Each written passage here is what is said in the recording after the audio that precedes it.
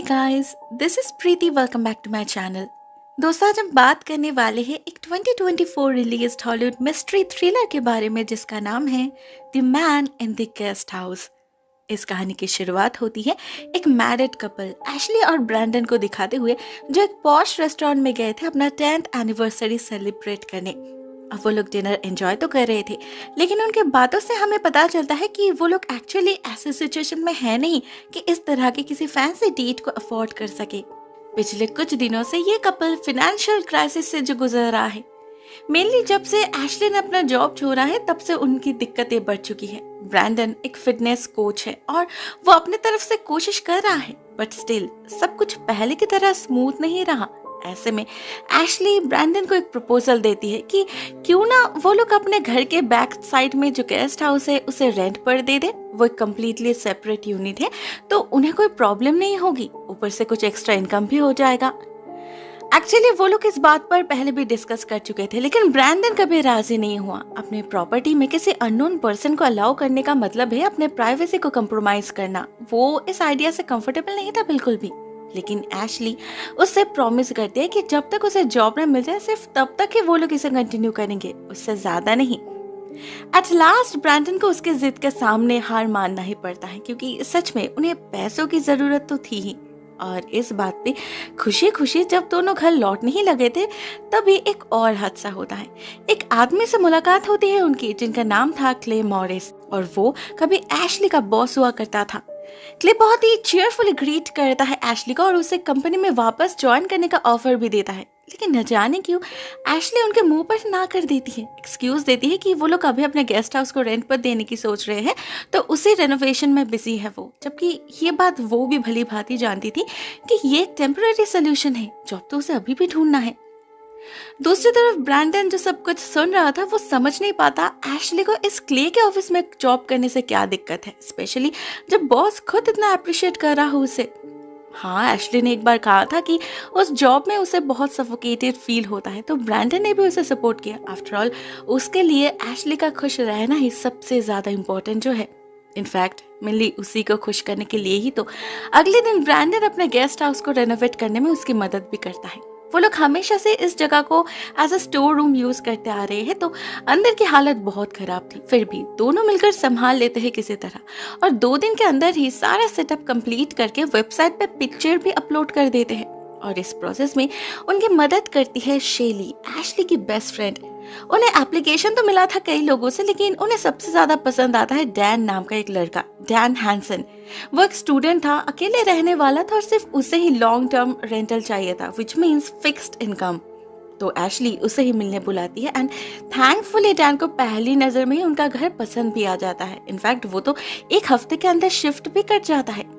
अब इससे Brandon and Ashley दोनों ही बहुत खुश हो जाते हैं, क्योंकि उनका बजट इश्यू काफी हद तक सॉल्व हो चुका था। Ashley without any pressure job के लिए इंटरव्यूज दे पा रही थी, उधर ब्रैंडन भी बेझिझक अपनी जरूरत की चीजें खरीद पा रहा था। बहुत स्मूथ हो चुकी थी उनकी लाइफ। लेकिन इसी बीच एशली डैन के बारे में कुछ रैंडम चीजें नोटिस करने लगती है, जो बेसिकली हार्मफुल तो नहीं थे लेकिन वियर्ड जरूर थे। जैसे उसका एक बहुत बड़ा बैड हैबिट था कभी भी कहीं भी टपक पड़ना, और कभी कभी तो वो कुछ अननेसेसरी मदद भी कर देता था। जैसे एक दिन ब्रैंडन को मैसेज आता है कि उनका एक पैकेज डिलीवर हुआ है। वो तब जिम में था, इसलिए वो एशली को कॉल करके पूछता है, लेकिन एशली को वो कहीं दिखाई नहीं देता। तभी पता नहीं कहां से डैन टपक पड़ता है और कहता है वो पैकेज उसके पास है, कहीं चोरी ना हो जाए इसलिए उसने संभाल कर रख दिया है। अब इसकी कोई जरूरत नहीं थी। एशली को बहुत ही अजीब लगती है ये बात। वो समझ नहीं पाती क्या डैन ये सब इंटेंशनली कर रहा है, फोर्सफुली उनसे दोस्ती करने के लिए कर रहा है। रात में जब एशली ब्रैंडन से सब कुछ शेयर करती है तो ब्रैंडन भी यही कहता है, और साथ में ये भी कि उसने नोटिस किया है कि डैन सोशली थोड़ा सा ऑकवर्ड है, शायद उसके साथ दोस्त भी नहीं होंगे, मे बी इसीलिए वो उनसे घुल मिलने की कोशिश कर रहा है। बेचारे पर दया आता है ब्रैंडन को। पर्सनली उसे डैन से कोई प्रॉब्लम नहीं थी, तो वो एक प्लान बनाता है कि क्यों ना वो नेक्स्ट वीकेंड पर अपने घर में गेट टुगेदर अरेंज करे और उसे इन्वाइट करे। वहाँ शेली भी होगी तो होपफुली उसे एक और दोस्त भी मिल जाएगा। एशली मना नहीं करती क्योंकि उसे पता था शेली को डैन पसंद है। उसी ने तो चूज किया था डैन को। तो इस मुलाकात के जरिए अगर वो लोग एक दूसरे के करीब आ पाए तो उससे ज्यादा खुश और कोई नहीं होगा। लेकिन जिसके लिए इतना कुछ, क्या वो डिजर्व करता था ये सब? शायद नहीं, क्योंकि डैन खुद को उनके सामने जैसे प्रेजेंट करता है उसका रियलिटी तो वैसा है ही नहीं। अगले सीन में ही हमें उसका सबूत भी मिल जाता है जब हम डैन को देखते हैं अपने घर में किसी से फोन पर बात करते हुए। वो किसी को इस घर की खबर दे रहा था, साथ में बार बार उसे ये भी यकीन दिला रहा था कि उसे याद है वो यहाँ क्यों आया है। मतलब इस घर में आने के पीछे उसका कोई हिडन एजेंडा है, और वो इतने क्रिप्टिकली किससे बात कर रहा है? सवाल तो बहुत सारे थे, लेकिन इनका जवाब हमें तुरंत नहीं मिलता। ना ब्रैंडन और एशली को पता चलता है कि उनके पीठ पीछे ये बंदा क्या गुल खिला रहा है। बेचारे वो तो अच्छे मन से उसे अपनाना चाहते थे और उसी हिसाब से गेट टुगेदर के रात उसे अपने घर में वेलकम भी करते हैं। अब डैन के मन में क्या चल रहा था वो तो सिर्फ उसे ही पता था, लेकिन सबके सामने वो बिल्कुल नॉर्मली बिहेव करता है, वहीं उसका एक्स्ट्रा फ्रेंडली तरीके से। इनफैक्ट उस रात एशली जब कहती है कि उससे एक इम्पोर्टेंट सब्जी छूट गया है जिसके बिना डिनर रेडी हो ही नहीं सकता, तब वो खुद बाजार जाता है और वो सब्जी लेकर आता है। अब एक इतने हेल्पफुल बंदे पर कोई कैसे शक कर सकता था? उल्टा सभी तो बहुत अप्रिशिएट करते हैं उसे। और रही बात शेली की, तो वो तो उस पर ऑलरेडी फिदा हो चुकी थी। तो रात में घर लौटते वक्त जब डैन उसे डेट पर जाने के लिए पूछता है, वो तो खुशी से उछल उठती है। वो शाम सच में बहुत एंजॉय करते हैं सभी मिलकर। एक काइंड ऑफ फ्रेंडशिप फॉर्म होने लगी थी सबके बीच। मगर अगले ही दिन कुछ ऐसा हो जाता है जिससे एशली का अनकंफर्टेबलनेस फिर से लौट आता है। फिर से एक बार उसे यकीन हो जाता है कि डैन सिर्फ वियर्ड ही नहीं है, बल्कि वो तो ओपनली लोगों के पर्सनल लाइफ में इंटरफेयर भी करता है। एक्चुअली उस दिन जब एशली घर के सामने गार्डनिंग कर रही थी, तब अचानक ही डैन आकर उससे रैंडम सवाल पूछने लगता है, जैसे एशली और ब्रैंडन कब से एक साथ है, क्या वो बोर फील नहीं करते, क्या उसने कभी किसी और पार्टनर के बारे में नहीं सोचा, एक्सेट्रा एक्सेट्रा। धीरे धीरे ये सवाल कुछ ज्यादा ही पर्सनल होने लगे थे, जिससे एशली का ऑकवर्डनेस भी बढ़ने लगा था। बट एट लास्ट डैन तो हद ही पार कर देता है। वो एशली से पूछ बैठता है उनका कॉन्जुगल लाइफ कैसे चल रहा है, वो दोनों सेक्सुअली कंपैटिबल है या नहीं।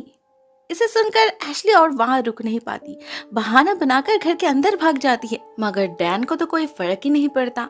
वो बहुत ही वियर्डली स्माइल करता है और एक बकेट में मिट्टी भरकर घर के पीछे ले जाता है। उसके बाद एक पाइप के अंदर डाल देता है वो सारी मिट्टी, जिससे वो पाइप जैम हो जाए।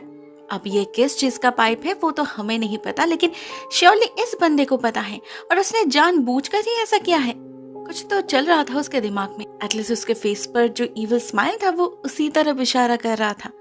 उधर इस सबसे अनजान एशली तब शेली से बात करने में बिजी थी। वो उससे पूछती है कि कल रात क्या उसने डैन में अनयूजुअल कुछ नोटिस किया, लेकिन शेली तब तक डैन को लेकर इतना इन्फैचुएटेड हो चुकी थी कि उसे कुछ सूझा ही नहीं। उसे लगा एशली ओवर रिएक्ट कर रही है। उधर एशली भी उसका डेट खराब करना नहीं चाहती थी, इसलिए वो भी चुप ही रहती है। रात में ब्रैंडन के घर आने पर सब कुछ उससे शेयर करती है एशली, जिसे सुनकर ब्रैंडन को लगता है डैन शायद उसके साथ फ्लर्ट करने की कोशिश कर रहा होगा। लेकिन बात कुछ और ही थी जो सिर्फ एशली रियलाइज कर पा रही थी, मगर किसी को समझा नहीं पा रही थी वो। और ठीक इसी पॉइंट पे एक और चीज भी नोटिस करती है वो, कि उनका वाटर हीटर काम नहीं कर रहा। तो ब्रैंडन को उनके कन्वर्सेशन के बीच ही उसे चेक करने जाना पड़ता है और वो देखता है समहाउ हीटर का मेन स्विच ऑफ हो चुका है। वो उसे ठीक करके जल्दी वापस तो आ जाता है, लेकिन उनका कन्वर्सेशन और कंप्लीट नहीं होता। एशली और बात को खींचती नहीं, मे बी उसे भी लगने लगा था कि वो ओवर रिएक्ट कर रही है, लेकिन उसे तो पता ही नहीं था कि डैन इन रियलिटी उसके सोच से भी ज्यादा इविल है। उसी रात हम उसे पार्कर कंसल्टेंसी में कॉल करके किसी से बात करते हुए सुन पाते हैं। वैसे ये वही फार्म था जहां एशली ने रिसेंटली इंटरव्यू दिया था। अब वहां डैन किससे बात करता है, क्या बात करता है, वो तो हम सुन नहीं पाते, लेकिन उसका इंटेंशन बिल्कुल भी सही नहीं लग रहा था। उधर अगले दिन हम शेली और डैन को देखते हैं उसी रेस्टोरेंट में डेट पर जाते हुए जहां एशली और ब्रैंडन गए थे। ये काफी प्राइसी रेस्टोरेंट था जहां फर्स्ट डेट पर ले जाने का मतलब है बंदा काफी रिच है। तो शेली तो इम्प्रेस्ड हो चुकी थी, लेकिन यहाँ पर भी डैन सिर्फ एशली और ब्रैंडन को लेकर ही बात करने लगता है। उनके बारे में, उनके पर्सनल लाइफ के बारे में जानने का कुछ ज्यादा ही इंटरेस्ट था उसे। साथ में इसी पॉइंट पे वो एशली के बारे में क्रिप्टिक रिमार्क भी करता है कि वो काइंड ऑफ फ्लर्टी है, जो कि सरासर झूठ था।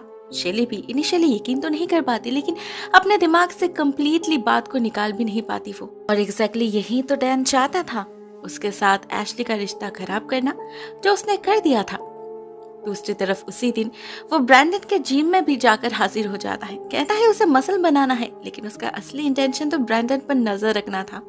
वो ये भी देखना चाहता था कि उसके किसी क्लाइंट के साथ चक्कर तो नहीं चल रहा। साथ में वो उसके लिए कुछ क्रिप्टिक मैसेजेस भी छोड़ता है कि लड़कियों का कोई भरोसा नहीं, वो कभी भी पलट सकते हैं और उन्हें धोखा दे सकते हैं।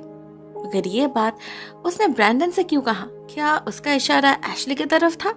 ब्रैंडन समझ नहीं पाता इस चीज को, तो वो सिंपली उसे इग्नोर करता है। उधर उसी दिन शाम को एशली का कॉल आता है पार्कर कंसल्टेंसी से। वो इस कॉल के लिए बेसब्री से इंतजार कर रही थी क्योंकि उसे पूरा यकीन था ये नौकरी उसे मिलेगी ही। लेकिन कॉल रिसीव करने पर एक कम्प्लीटली अलग ही एक्सपीरियंस होता है उसका। उसे ब्रूटली रिजेक्ट कर दिया जाता है विदाउट एनी एक्सप्लेनेशन। इससे उसका मूड तो खराब हो ही चुका था। ऊपर से ठीक उसी वक्त वो नोटिस करती है सीलिंग से पानी टपक रहा है। मतलब फिर से खर्च। पता नहीं उनके घर में हो क्या रहा था, एक के बाद एक चीज खराब होती ही जा रही थी। ऊपर से उसी रात ब्रैंडन के घर लौटने पर उसे फिर से वाटर हीटर बंद मिलता है और जब वो उसे ऑन करने जाता है तो वहां उसे मिलता है डैन, जो बहुत ही क्रीपीली बिहेव कर रहा था, ऑलमोस्ट लाइक अ स्टॉकर। उसका बॉडी लैंग्वेज ना ब्रैंडन को समझ आ रहा था ना एशली को। गॉड नोस उसे आखिर चाहिए क्या था। अगले दिन जब यही सब डिस्कस करने एशली शेली से मिलने जाती है, तब शेली उसके बातों को कोई इंपॉर्टेंस ही नहीं देती, उल्टा उस पर डैन के साथ फ्लर्ट करने का इल्जाम लगाती है। एशली को बहुत खराब लगती है ये बात और वो गुस्से में वहां से निकल जाती है। मगर घर लौटकर भी उसे शांति कहाँ मिलती है। घर में घुसते ही उसे टीवी की आवाज आने लगती है और अंदर जाने पर उसे दिखाई देता है डैन, जो सोफे पर बिल्कुल किसी स्टैचू की तरह बैठा था, एक इविल स्माइल के साथ। एशली को देखकर वो कहता है वो एक पैकेज डिलीवर करने आया था। दरवाजा खुला मिला तो वो बैठ गया मैच देखने। वो ऐसे बात कर रहा था जैसे ये बहुत ही नॉर्मल है। उसके अंदर कोई हेजिटेशन या गिल्टी फीलिंग कुछ भी नहीं दिखाई देता एशली को। वो इतना कामली बिहेव कर रहा था कि एक पॉइंट पे तो एशली को डर लगने लगता है, इसका दिमाग तो ठीक है ना। पर थैंकफुली कुछ होता नहीं। वो वैसे स्माइल करते हुए निकल जाता है और जब रात में ब्रैंडन उससे बात करने जाता है इस बारे में, तो सॉरी कहने की जगह उल्टा वो ब्रैंडन को ही लेक्चर देने लगता है कि उसे अपने परिवार को लेकर और ज्यादा प्रोटेक्टिव होना चाहिए, नहीं तो उसे बिखरने में वक्त नहीं लगेगा। एंड एट लास्ट उसके मुंह पर दरवाजा भी बंद कर देता है डैन। अब उसकी ऑडेसिटी देखकर तो चौंक उठा था ब्रैंडन, साथ में सिक्योरिटी का कंसर्न भी था। कोई भी ऐसे कैसे उनके घर में घुस सकता है। ऊपर से जब उस रात फिर से वाटर हीटर ऑन करने जाता है तभी उसे नजर आता है उनके एसी ड्रेनेज पाइप को किसी ने मिट्टी के नीचे दफन कर दिया है, जिससे डिस्चार्ज्ड वाटर निकल नहीं पा रहा और उसी लॉक्ड वाटर के कारण उनके सीलिंग से लीकेज हो रहा है। अब ये डेफिनेटली एशली का काम तो नहीं हो सकता था, वो इतनी भी बुद्धू नहीं है। फिर ग्रेजुअली उन दोनों को ये समझ आने लगा था कि ये डैन उन्हें परेशान करने के लिए ही ये सब कुछ कर रहा है। लेकिन जो उन्हें समझ नहीं आ रहा था वो था क्यों। उन लोगों ने तो उसे कोई डिस्टर्ब नहीं किया। उधर डैन भी अपनी बदमाशी बंद नहीं करता। उस रात अपने कुछ दोस्तों को बुलाकर देर रात तक पार्टी करता है। वो इतना शोर करता है कि ब्रैंडन और एशली कोई भी सो ही नहीं पाते। ऊपर से जब एशली उसे रोकने जाती है तब भी बहुत ही रूडली इंसल्ट करता है वो उसे। एशली को तो समझ ही नहीं आता आखिर वो इतनी बदतमीजी क्यों कर रहा है। साथ में तभी एक और चीज भी नोटिस करती है वो, एक औरत बहुत ही सस्पिशियस तरीके से उसे घूर रहा है और जैसे ही वो उसकी तरफ देखती है वो औरत निकल जाती है। इनफैक्ट इसी सेम औरत को वो अगले दिन भी देखती है डैन के कमरे में उसके साथ झगड़ते हुए। गॉड नोस क्या चल रहा था उनके बीच, लेकिन ये लेडी बहुत ही गुस्से में लग रही थी। एशली को तो शक होता है ये डैन कोई एंटी सोशल काम तो नहीं करता। एक्चुअली वो किसी भी एक्सक्यूज से डैन को अपने घर से बाहर निकालना चाहती थी, लेकिन उसके लिए उनके पास कोई ठोस वजह, कोई सबूत भी तो होनी चाहिए। अभी उनके डिस्कशन का मेन टॉपिक जैसे यही बन चुका था। रात दिन वो और ब्रैंडन बस यही सोचते रहते थे कि इस मुसीबत से पीछा कैसे छुड़ाया जाए। वो कर तो रहा था बहुत कुछ, बस पकड़ में नहीं आ रहा था। उन्हें बस एक बार श्योर होना था कि वो जो सोच रहे हैं वो सही है। एंड थैंकफुली वो मौका उन्हें उसी दिन मिल भी जाता है जब एशली कहती है उनका वाटर हीटर फिर से काम नहीं कर रहा। ब्रैंडन ठीक इसी चीज का इंतजार कर रहा था। वो उसी वक्त एशली को खींचकर घर के बैक साइड में ले जाता है और हीटर के मेन स्विच पैनल के पास पड़े एक कागज के टुकड़े को दिखाकर खुशी से उछलने लगता है, क्योंकि यही तो वो सबूत है। वो कहता है उसे पहले से ही शक था उनका वाटर हीटर अपने आप बंद नहीं हो रहा, कोई उसे बंद कर रहा है, इसलिए उसने इस कागज के टुकड़े को यहाँ पर चिपका कर गया था ताकि अगर किसी ने दरवाजा खोला तो वो गिर जाएगा और उन्हें पता चल जाएगा। अब ये कौन हो सकता है, वो ये दोनों ही गेस कर पा रहे थे, तो वो और देर नहीं करते उसी वक्त जाकर डैन से इस घर को छोड़ने के बारे में बात करते। बट सरप्राइजिंगली जवाब में डैन डायरेक्टली मना कर देता है, उन्हें लीगल थ्रेट देता है और कहता है ये घर वो तभी खाली करेगा जब वो चाहेगा। अब ऐसे किसी रिस्पॉन्स की उम्मीद उन्होंने बिल्कुल भी नहीं करी थी, तो नेचुरली काफी घबरा जाते हैं दोनों। ऊपर से थोड़ा छानबीन करने पर उन्हें ये भी पता चलता है कि डैन असल में कोई MBA स्टूडेंट है ही नहीं, उसने झूठ कहा था उनसे। ऐसे में ब्रैंडन डिसाइड करता है कि वो लोग पुलिस के पास जाएंगे डैन के बारे में कंप्लेन करने, लेकिन वहां जाने से कोई फायदा नहीं होता क्योंकि उसने एग्जैक्टली इलीगल तो कुछ किया नहीं था, और अगर किया भी है तो उसका कोई सबूत नहीं है उनके पास। ऐसे में ब्रैंडन खुद ही सबूत इकट्ठा करने का एक प्लान बनाता है। एक हिडन कैमरा छुपा देता है वो डैन के कमरे में। सरप्राइजिंगली डैन अपने घर के अंदर जाने के कुछ मिनट के अंदर ही ढूंढ लेता है उस कैमरा को। इट्स ऑलमोस्ट लाइक उसे किसी तरह पता चल चुका था कैमरा कहाँ है। वो इतना श्योर कैसे था वो भी उन्हें बहुत जल्द पता चल जाता है जब डैन एशली के नंबर पे एक वीडियो सेंड करता है, जिसे देखकर ब्रैंडन की तो बोलती ही बंद हो जाती है क्योंकि इस वीडियो में वो खुद था। ये उस वक्त का फुटेज था जब वो उस कैमरा को छुपाने डैन के घर में गया था। मतलब डैन ने पहले से ही अपने घर में CCTV कैमरास लगा कर रखा है। अब ये डेफिनेटली बहुत ही क्रीपी था, किसी भी नॉर्मल इंसान का काम नहीं हो सकता था, लेकिन इसे लेकर वो पुलिस के पास भी जा नहीं सकते थे क्योंकि इससे तो वो खुद भी फंस जाते। अब इसमें एशली सबसे ज्यादा गिल्टी फील कर रही थी क्योंकि उसे लग रहा था उसी के जिद के कारण ब्रैंडन को इतनी मुसीबत झेलनी पड़ रही है। साथ में उसे शेली को लेकर भी टेंशन होने लगा था क्योंकि उसे तो पता ही नहीं ना कि वो जिसे परफेक्ट जेंटलमैन समझ रही है वो असल में कितना बदमाश है। लेकिन 1000 बार कॉल करके भी एशली उससे बात नहीं कर पाती क्योंकि उसने एशली का नंबर ब्लॉक कर रखा था, साथ में डैन का भी। तो वो डायरेक्टली उसके घर चली जाती है उससे बात करने, लेकिन वहां भी उसे शेली का कोई नामो निशान नहीं मिलता, खाली पड़ा था उसका घर। ऐसे में एशली को सीरियसली डर लगने लगा था कि कहीं शेली किसी खतरे में तो नहीं। तो वो उसके माँ को कॉल करती है और उसे पता चलता है उनसे तो वो रेगुलर कांटेक्ट में है, इवन कल रात भी बात हुई है उनसे। तो वो एशली के साथ ऐसा क्यों कर रही है, क्यों इग्नोर कर रही है उसे, इतना क्या गुस्सा। एशली को बात कुछ हजम नहीं होती। ऊपर से ब्रैंडन कुछ ऐसा कहता है जिससे उसका गुस्सा और बढ़ जाता है। वो कहता है कहीं डैन की इन सब करतूतों के पीछे शेली का हाथ तो नहीं, मतलब उसी ने डैन को सिलेक्ट किया था और एक छोटे से मुलाकात में ही दोनों इतने करीब आ गए। Isn't it little odd?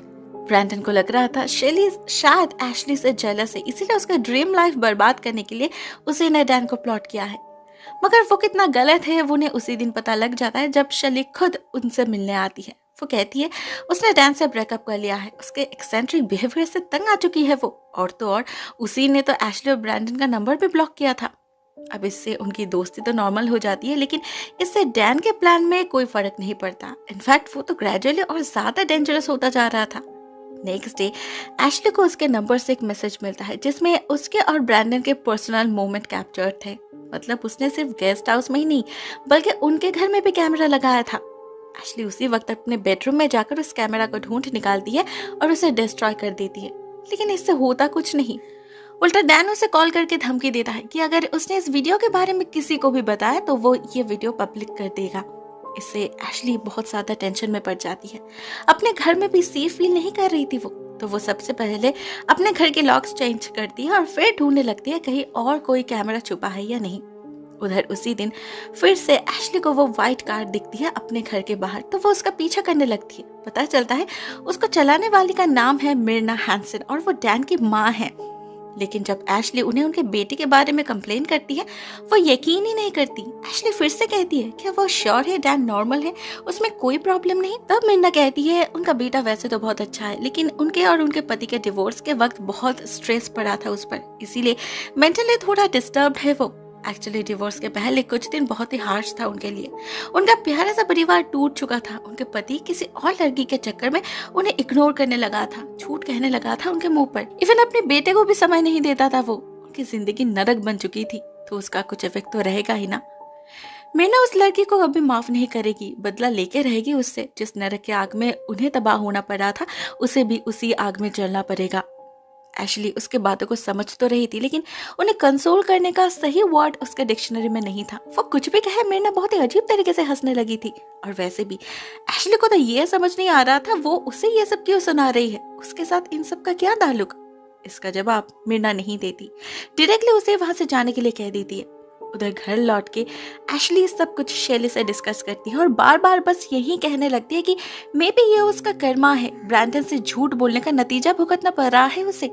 अब वो किस बारे में बात कर रही थी वो तो हमें नहीं पता, लेकिन शैली उसे कंसोल करती है ये कहकर कि उसने वो किया है जो उस समय उनके शादी को बचाने के लिए जरूरी था, उसे लेकर डिपेंड करने का कोई फायदा नहीं। दूसरी तरफ जब ब्रैंडन को इस वीडियो के बारे में पता चलता है तब तो वो आग बबूला हो जाता है, तभी भागता है वो डैन को कन्फ्रंट करने, लेकिन 1000 बार नॉक करके भी वो दरवाजा नहीं खोलता और ना ब्रैंडन मास्टर की से घर के अंदर घुस पाता है क्योंकि डैन ने उसका लॉक भी चेंज कर दिया था। मजबूरन उन्हें दरवाजा तोड़कर अंदर घुसना पड़ता है और घुसते ही एक नास्टी स्मेल हिट करता है। उन्हें पता चलता है यहाँ तो एक डेड स्कंक पड़ा हुआ है, उसी से आ रही है ये बदबू। और डैन, उसका कोई नामो निशान नहीं था घर के अंदर, उसके सामान भी गायब थे, जिसका मतलब शायद उसने ये जगह छोड़ दिया है। फाइनली एटलीस्ट कुछ तो अच्छा हुआ ना उनके साथ। इसी से खुश हो जाते हैं एशली और ब्रैंडन और जल्दी से साफ सफाई करके अपने घर लौट जाते हैं चैन की नींद सोने। मगर उससे पहले डैन और एक बॉम्ब डाल देता है, ब्रैंडन को मैसेज भेजता है, एशली से पूछो उसका इंटरव्यू कैसा गया। अब पहले तो एशली कुछ समझ नहीं पाती, फिर अचानक उसे याद आता है अरे उसने तो पार्कर कंसल्टेंसी के बारे में एक बार डैन से जिक्र करी थी क्योंकि वो श्योर थी ये जॉब उसे मिलेगी, जो उसे मिली नहीं। मतलब जरूर डैन ने ही कोई घोटाला किया होगा, पक्का जरूर कुछ मिस इन्फॉर्मेशन प्रोवाइड किया होगा उन्हें एशली के खिलाफ, तभी तो एचआर ने उसे इतनी रूडली रिजेक्ट कर दिया। अब ये तो फिर भी ठीक था, लेकिन इसके बाद जो बॉम्ब डैन डालता है वो काफी स्ट्रॉन्ग था। वो ब्रैंडन से कहता है अपनी बीवी से पूछो क्ले मॉरिस के साथ उसका अफेयर कैसा रहा। अब ये सवाल ही ऐसा था कि ब्रैंडन इसे झुटला नहीं पाता, वो डायरेक्टली सवाल पूछता है एशली से और उसके आंखों में नमी देखकर वो समझ जाता है ये बात सच है, लेकिन वो यकीन करना नहीं चाहता था, इसलिए वो बार बार एशली से पूछता रहता है उसे एक वजह देने के लिए। हो सकता है क्ले ने उसे फोर्स किया हो, मे बी किसी तरह उसे ब्लैकमेल किया हो, या मे बी एशली मजबूर थी, लेकिन इनमें से कुछ भी सच नहीं था। बहुत ही सिंपल थी, एशली अपने मर्जी से इंटीमेट हुई थी उनके साथ क्योंकि वो बहुत ही ज्यादा फ्रस्ट्रेटेड हो चुकी थी। ब्रैंडन उस समय अपने करियर को लेकर इतना बिजी हो गया था कि उसे बिल्कुल भी वक्त नहीं दे पाता था वो, और एशली को बार बार यही लगता रहता था कि जिम में इतने सारे खूबसूरत लड़कियां हैं, जरूर किसी के साथ उसका चक्कर चल रहा होगा, जरूर ब्रैंडन के नजरों में वो और अट्रैक्टिव नहीं रही। रोज अपने आप से लड़ते लड़ते कंप्लीटली फेड अप हो चुकी थी वो, ब्रैंडन को छोड़ भी नहीं पा रही थी और उसके साथ रहना भी इक्वली पेनफुल हो चुका था उसके लिए। ऐसे में क्ले जब उसके साथ सिंपैथाइज करने लगा वो और खुद को संभाल नहीं पाई, मगर बहुत जल्द उसे अपने गलती का एहसास भी हो गया, इसीलिए तो उसने वो नौकरी छोड़ दी। हाँ थोड़ा टाइम लगा, लेकिन उसने उस ट्रैप से खुद को निकाल लिया। मगर क्या एक्सप्लेनेशन ब्रैंडन के लिए इनफ था? शायद नहीं, क्योंकि कुछ भी करके इनफिडेलिटी को जस्टिफाई किया नहीं जा सकता, ये एशली का चॉइस था। ऊपर से उसने कभी उससे कन्फेस भी नहीं किया, ये भी तो एक चीटिंग ही हुआ ना। ब्रैंडन को और हिम्मत नहीं होती वहां रुकने की, वो अपनी गाड़ी लेकर निकल जाता है। इधर एशली को लगने लगता है जरूर शैली ने ही डैन से इस अफेयर के बारे में कहा होगा, क्योंकि सिर्फ उसे ही पता था यह राज, तो वो उसे कॉल करके बहुत भला बुरा कहती है, मगर शैली डिनाई करती है सब कुछ। वो तो इवन उसके घर भी चली आती है उसे यकीन दिलाने कि उसने कभी एशली का सीक्रेट किसी से शेयर नहीं किया। हाँ डैन उनके बारे में जानना चाहता था, मगर उसने हमेशा यही कहा है कि वो लोग एक सॉलिड कपल है, उनके प्यार को कभी किसी की नजर ना लगे। लेकिन नजर तो लग चुकी थी ना, और नजर कब उतरेगा, ब्रैंडन कभी उसे माफ कर पाएगा भी या नहीं, एशली को कोई आइडिया नहीं था। वो बेचारी रोते रोते सो जाती है और शैली भी उसे छोड़कर जा नहीं पाती। उसे भी यही सवाल खाया जा रहा था कि डैन को कैसे पता। अब उसे तो पता नहीं चलता, लेकिन हमें अगले सीन में इसका जवाब मिल जाता है जब हम मिर्ना को देखते हैं क्ले के घर में हल्ला बोलते हुए। मतलब मिर्ना ही उसकी एक्स वाइफ है, उसका असली नाम मिर्ना मॉरिस है, हैंसन तो उसका मेडन टाइटल है। उस दिन उसने जो कहानी बताई थी एशली को, वो उसके और क्ले के डिवोर्स के बारे में ही था। मतलब डैन का ये हाल उसी डिवोर्स का नतीजा है, तभी तो वो इतनी नफरत करता है एशली से। पूरी प्लानिंग के साथ ही उसकी जिंदगी तबाह करने पर उतरा हुआ है वो, जिसमें मास्टरमाइंड डेफिनेटली मिर्ना का ही है। उसी के कहने पर तो डैन ब्रैंडन और एशली के गेस्ट हाउस को रेंट पर लिया था, अपने माँ का मेडन टाइटल यूज करके फॉर्म फिलअप किया था ताकि एशली को कोई शक ना हो। उसका असली नाम तो डैन मॉरिस है। फिर मिर्ना के ही कहने पर उसने उससे दोस्ती करी और गेट टुगेदर के रात चोरी छुपे उनके मेन गेट की चाबी भी कॉपी कर ली।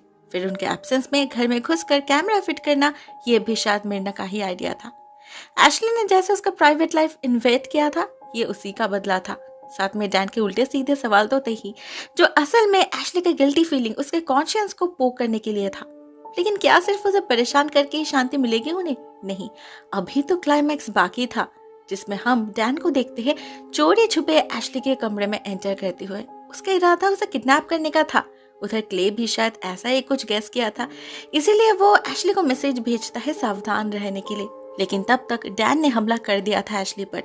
उसे हॉस्टेज बनाकर घर से बाहर ले जाने की कोशिश कर रहा था वो, लेकिन शेली की वजह से वो सक्सेसफुल नहीं हो पाता। शेली उसके माथे पर एक वास तोड़ देती है, जिसकी वजह से कुछ देर के लिए उसके प्लान में रुकावट पैदा हो जाती है। लेकिन डैन भी हार मानने वालों में से नहीं था। बदले के आग में जल रहा था वो, तो वो एक धक्के में शेली को गिरा देता है, जिससे टेबल पर उसका माथा पटक जाता है और वो वहीं पर बेहोश होकर गिर जाती है। उधर ये सब देखकर एशली तो पैनिक करने लगी थी। अपने दोस्त को छोड़कर वो भाग भी नहीं पाती। और इसी बीच घर में 2 लोगों की एंट्री हो जाती है। एक थी मिर्ना, दूसरा था ब्रैंडन। वो लौट आया था, लेकिन सामने का नजारा देखकर कुछ भी समझ नहीं पा रहा था वो। उधर मिर्ना भी कंटिन्यूअसली डैन को इंस्टिगेट करती जा रही थी एशली का गला काट डालने के लिए। ऐसे में एशली बहुत मुश्किल से ब्रैंडन को सब समझाती है और ब्रैंडन कोशिश करने लगता है मिर्ना को शांत करने की। वो उसकी हालत समझ पा रहा था, आखिरकार वो भी तो चीटेड हुआ था ना। लेकिन मिर्ना भी अपने जिद से कदम पीछे नहीं लेती। इनफैक्ट जब वो देखती है डैन से उसका काम नहीं होगा, तो वो खुद ही झपट पड़ती है एशली पर और डैन से चाकू छीनकर उस पर वार करने की कोशिश करने लगती है। लेकिन इससे होता ये कि हड़बड़ी में डैन अपने माँ के सीने पर ही चाकू भोंक देता है। वहीं पर मौत हो जाती है उसकी।